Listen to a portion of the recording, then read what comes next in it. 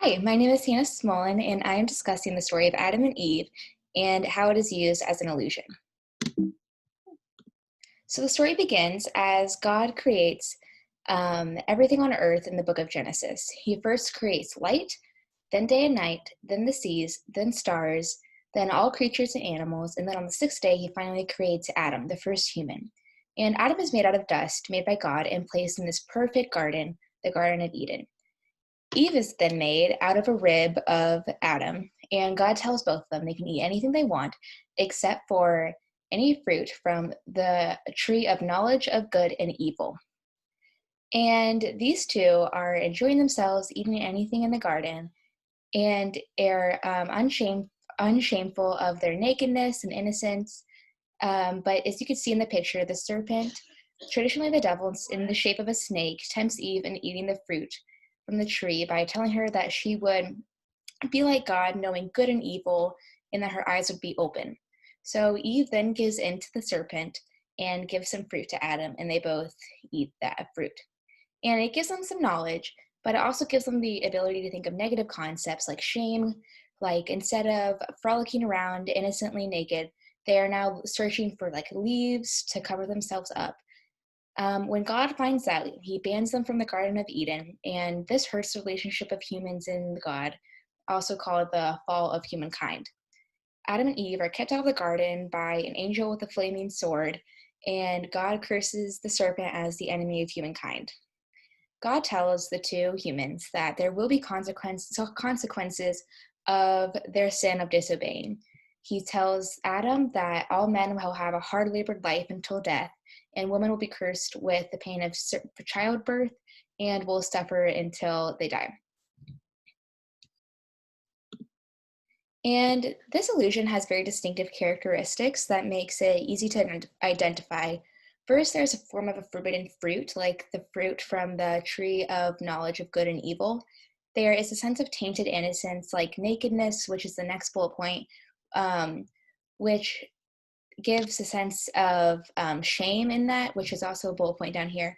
And they feel like they cannot be naked anymore, and the innocence is stripped.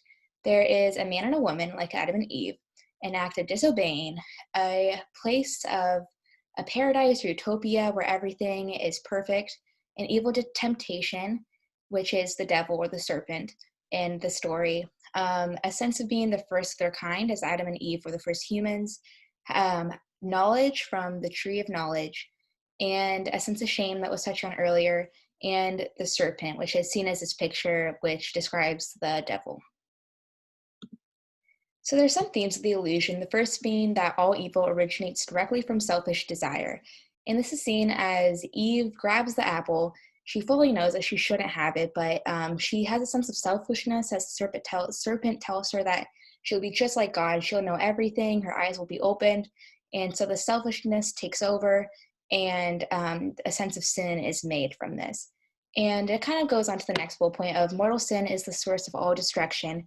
Both Adam and Eve's act of eating the apple makes a kind of like a division between God and all humans, kind of destructing that relationship between them. And finally, the temptations of knowledge have detrimental effects on humankind. So the temptations that the serpent uses with the tree of knowledge and good and evil are so tempting that even Adam cannot control themselves, and this ultimately affects humankind in a very negative way. And this illusion is seen in the original film of Snow White and the Seven Dwarfs in 1937, where Snow White can be compared as Eve. These are both like naive, innocent characters, which is a bullet point further down here, and they both give in to the temptation of their dreams coming true. The evil queen actually tells Snow White, "One bite and all your dreams will come true." And this relates to the serpent tempting Eve that her eyes will be open, she'll know everything, she'll be just like God. And of course, there's a presence of fruit, the famous apple in the Snow White movie. And there is a fruit from the tree in the story of Adam and Eve. And there is also kind of like a tricky character that's really used, it's really to tempt the characters like Adam and Eve and Snow White, the evil queen and the serpent, which is the devil. And they are really motivated to make sure that these characters are given to the temptations and take a bite from the forbidden fruit, whatever it may be. And this brings extreme change to all of these characters. Adam and Eve are banned from this utopia. They have sin for the rest of they have consequences for the rest of their lives as a result of this sin. Just like Snow White is, after she takes a bite of the apple, she falls in this like death-like coma, and this is an extreme change that needs to be changed.